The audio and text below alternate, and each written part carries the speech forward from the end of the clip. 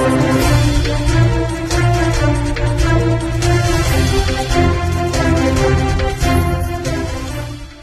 Police station eco ચોરીના ગુનામાં તથા રાંદેર પોલીસ સ્ટેશનના ઘરફોડ ચોરીના કુલ 3 ગુનાઓમાં છેલ્લા 6 માસથી નાસ્તા ફરતા ચીખલીગર ગેંગના રીઢ આરોપીને પકડી પાડતી Sachin JDC police.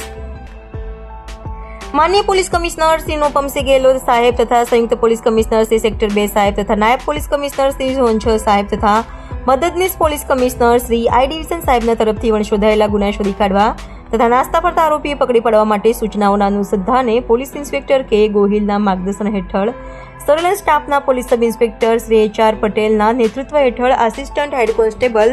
Bharatsinh Amarsinh number 946 તથા assistant police constable Dineshbhai Amrutlal number 663 ને ટેકનિકલ સર્વેલન્સ તેમજ હ્યુમન સોર્સિસના આધારે પાલ પોલીસ સ્ટેશનના